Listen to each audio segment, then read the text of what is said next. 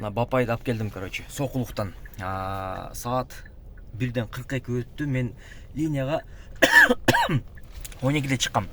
Бүгүн 25 декабрь. 12 ай 4 күн саат 1:42 өттү. Баарыңыздарга ассаламу алейкум.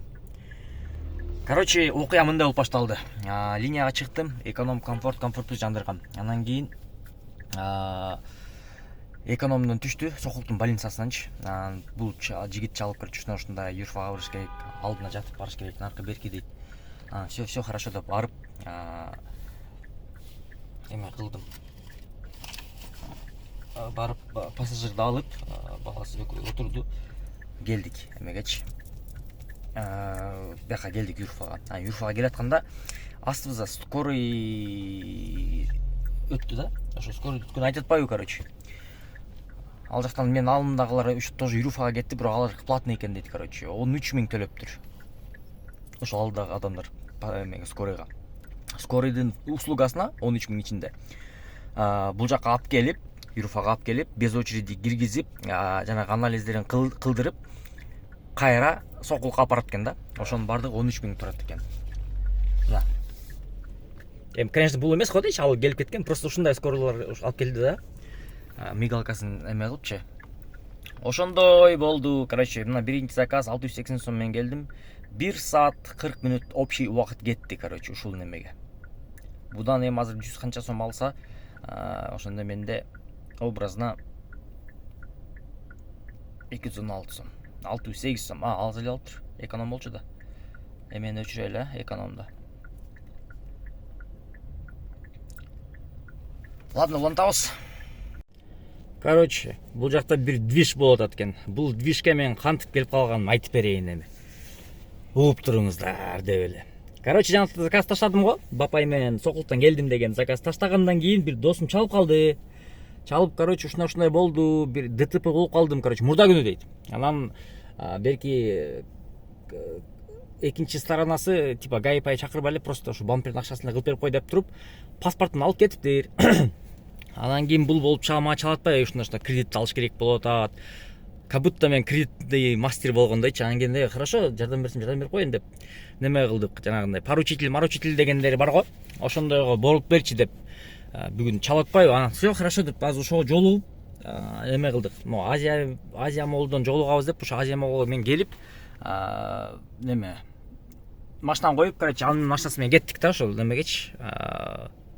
Микро займда таксис реалист деген неме бар го, акча бере турган. Ошол жака барып паспорттарды берсек эме дейт, өзүнүн мурда о деңгиде неме бар экен да, кредитичи. Анын кредити, короче, кичине просрочен болуп кеттир. Ошонун негизинде вообще эме берилбеди.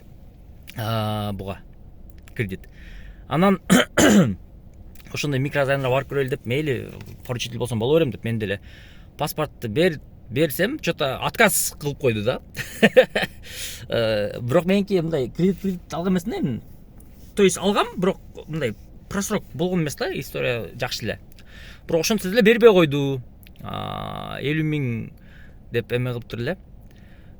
Ошондон бербей койду. Анан кийин мен ошону кайра бияка келип, азыр Азия Молдон саатта уже 3:40 өтүп кетти. Азия Мол келип, кайра бияктан коштошуп, анан мен машинага келип отурсам, бияктан мындай движ болуп атат экен. Тим эле ошол эме могу. Азыр. Короче, ошол кылып атыптыр да, эмне кылып атканын билбейм, бирок мына адамдарга что-то белектерин берип, ардемке кылып атат го. Фамилиясын айтып, короче, мурда уже организованный неме окшойт походу. Ошондой болду история, короче. А так в целом кредит бербей койду, барып кредит аракет кылып көрөйүн дедик элек. Антсе дагы болбой калды. Мен доставкага чыгып, таксиге чыгып, азыр эми жумушту улантам дальше. Бүгүн ошондой история болду. Өзүм саат канчада 12ден өтүп чыкканмын үйдөн линиягачы. Анан 3:40 өттү, эми бир заказ кылып. Биякта өзүм арендам турат. Ошентсе деле жанагындай досуң сураган сайын барасың дейм. Барып еще плюс эме кылгам. Поручить болуп коеюн депчи. но тоже не получилось, короче, не фартануло дейт го. Олдуну караңыз, солду караңыз, каттыңызды караңыз деп койду да. Ошол атак кимде ким эме парк издеп аткан болсо подключениягачы мен силерге бир Атаман деген паркты сунуштап кетейин. Атаман парк өзү негизи Москвада жаралып, Москвада өнүгүп, Москвада данный момент эле иштеп жатат. Бирок ошол таксопарк азыр Кыргызстанга дагы ачылып, кыргыздар өзү эле мына эме кыргыз эле мекендештер Атаман деген таксопаркты Кыргызстанга алып келип, эми Кыргызстанда Атаман паркын өнүгүшүнүн жолунда жүргөн кезинде баардыгыбыз колдоп коелу деп мен силерди чакырмакмын. Проценти болгону 2% экен. Ар бир заказдан бонус при подключении 100 сом салып берет балансыңарга. Сразу жумушту баштай бересиңер. Жана Яндекстерден бонустар бар экен, плюшкалары. Анан эме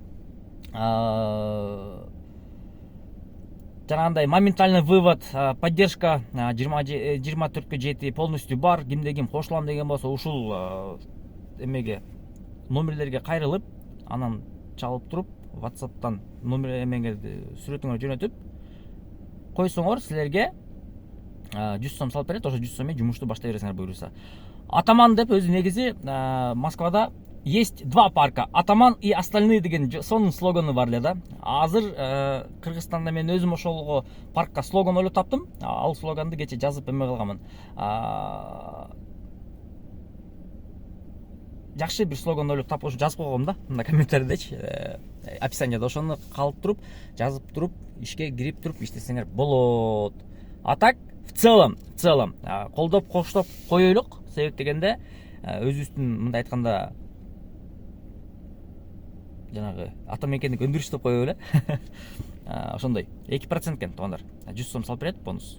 Сразу кошулуп иштей бересиңер. Бул жакта движение дальше уланып атат. Жакшы подаркаларды берип атат. Эмнелеп атат болуп атат экен, интересно. Подаркалап кеттим, о печканы алыптыр. Ар бирине бирден берет атат, окшойт походу. Микроэн жалга келип калдым. Так, 406 сом.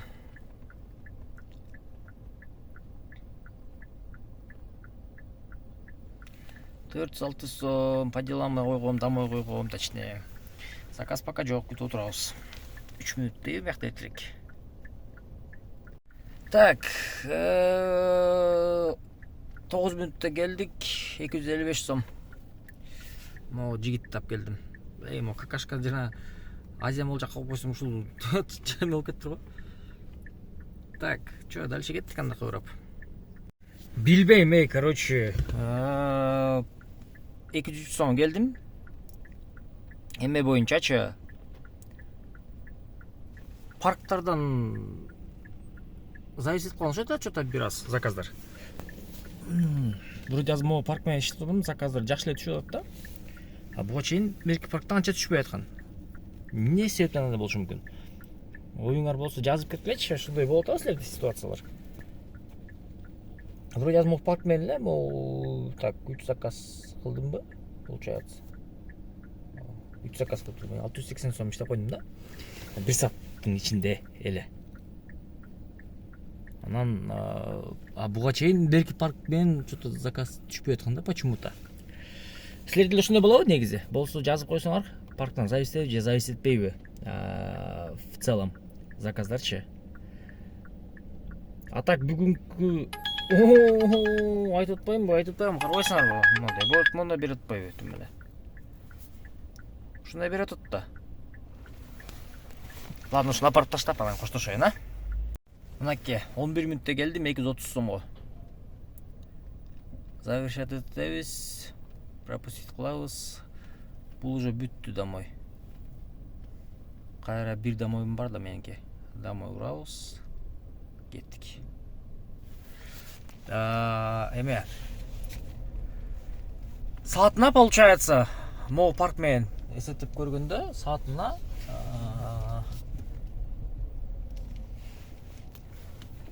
канчалык калат ошондо? 400 так, 400 ооба. 450 даже, 450 ушундай 500ке жакын болот да. Эртең менен жана кошулуп иштегенде парктан заказ анча түшпөйт. Что-то парктан бирдеке болот абы деген ой келип калды да, ужечи. Ошого кандай дейсиңер? Оюңарды айтып жазылачы. Так, в принципе, бүгүнкү жумуш аяктан чыккан жок, бирок видеону аягына чыгарып коелу, а то слишком эле узарып кетип окшойт видео. Мен акырын азыр домой кое алып, тет жерге токтоп, монтаж кылып видеону эме кылып киргизем. Ошондой болду. Эртең буйрса таң атпай чыгыш керек, эртең менен. Жакшы туруп алып дегендей. Топкода турам. Жайлар бай авария болгон экен.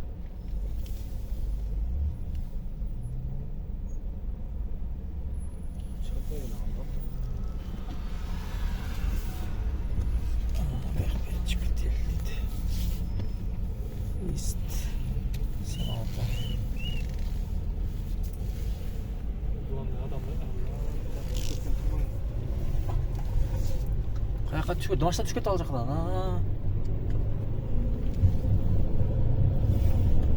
Сокулукка бизнес.